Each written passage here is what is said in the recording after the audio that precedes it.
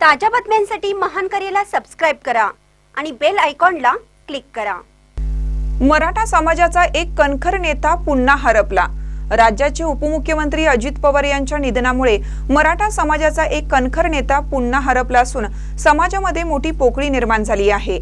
अजित पवार यांच्या जाण्याने अख्खा महाराष्ट्र पोरका झाला आहे। त्यांच्या या अपघाताची चौकशी होऊन शासनाने हा घातकी अपघात आहे हे स्पष्ट करावे अशी मागणी मराठा क्रांती मोर्चा राज्य समन्वयक सचिन सोमवंशी करीत आहेत। पाहूया पुढे ते काय म्हणतात। महाराष्ट्राचे उपमुख्यमंत्री स्वर्गीय अजितदादांचं आज निधनाची बातमी जेव्हा कळली झोपेतून उठल्यानंतर अतिशय दुःखदायक वेदना झालेल्या आहेत। महाराष्ट्रातल्या मराठा क्रांती मोर्चे जे निघाले होते त्यामध्ये काही मोर्चामध्ये त्यांनी सहभाग देखील घेतला होता। मागील काळामध्ये मी देखील जेव्हा जिल्ह्याच्या दौऱ्यावर असताना त्यांना घेराव घातला आणि एका अधिकाऱ्यांनी मराठा समाजाबद्दल जो अपशब्द वापरला होता त्याबद्दल त्याला बडतप करा ही मागणी आम्ही त्यांच्याजवळ नेली। त्यावर त्यांनी दुजोरा देत ती मागणी देखील आमची पूर्ण झाली होती।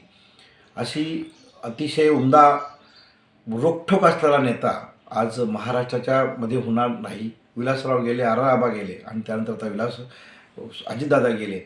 अतिशय दुःखदायक वेदनादायक ही घटना असताना त्या विमानामध्ये जो ब्लॅक बॉक्स आहे तो मिळाल्यानंतर त्याची चौकशी व्हायला पाहिजे आणि ही चौकशी पूर्ण होऊन हा नेमका काय प्रकार आहे, अपघात कसा घडलेला आहे हे समोर यायला पाहिजे। मराठा समाज आज अख्खा महाराष्ट्रातला पोरका झालेला आहे। दादांच्या जाण्याने ती जी भर आहे ती कधीही पोकळी निर्माण भरू शकत नाही अशी परिस्थिती आज आलेली आहे।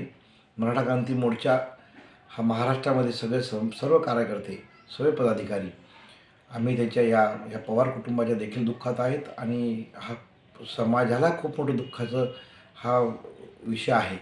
म्हणून ह्या घटनेची चौकशी व्हायला पाहिजे की निदान हा घात आहे की अपघात आहे की काय आहे हे कळायला पाहिजे। म्हणून शासनाला मी विनंती करतो की ही चौकशी व्हायला पाहिजे।